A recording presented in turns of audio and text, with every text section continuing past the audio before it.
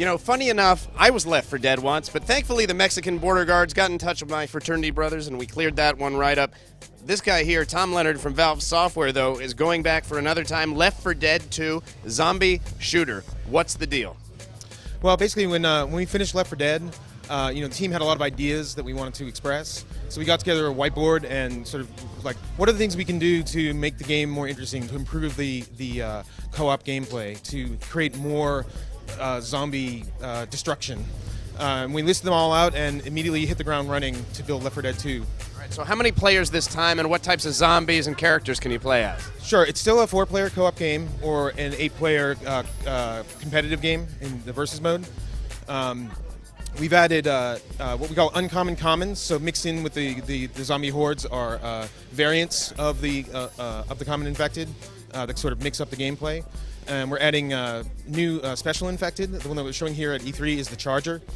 He can run at you and knock the team down or knock them off high places, which is fun. And if he grabs you, he locks you to the ground and pounds you into the ground until the teammates save you. So is it the same 4 original characters? No, actually, we thought that Left 4 Dead is a universe in addition to being a character piece. And so what we really want to do is create new characters that could tell the story of the infection from new perspectives. So we have 4 new characters. We have a coach, high school football coach. We have Rochelle, a producer for television, cable news producer, assistant producer. We have Ellis, the mechanic, and we have Nick, the gambler.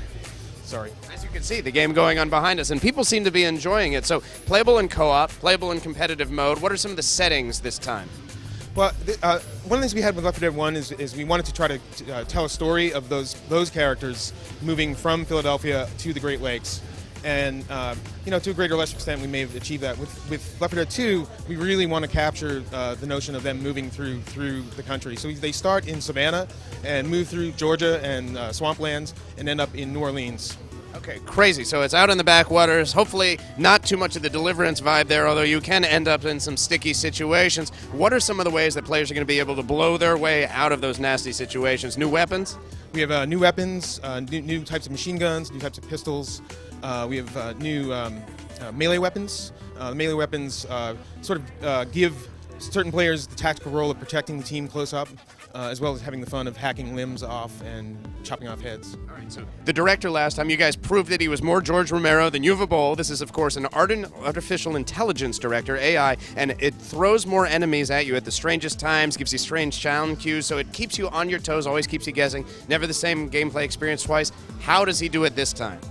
Well, one of the big things that we did this time is we exposed to our level designers the ability to tell the director a little bit more about their space so that the pacing can be appropriate for the space. Like, for example, these players are going through the gauntlet where they're winding through an area that, because of the sight lines, would be really pretty easy if the director just did its normal thing. So the level designers would tell the director, I built a space that you can be more aggressive with the players and you're not going to overwhelm them unreasonably, which really mixes up the gameplay. The director can also create weather effects to change the visibility for the players, can alter the geometry of the map so the path through the map isn't necessarily identical every time. So coming for the PC and exclusive on Xbox 360 later this year, a little soon for the sequel, don't you think? Well, we really wanted to give the fans more Left 4 Dead, and it couldn't come soon enough. All right, fair enough, except for the fact that I think you've got a little bit of brains in your teeth. Oh, sorry.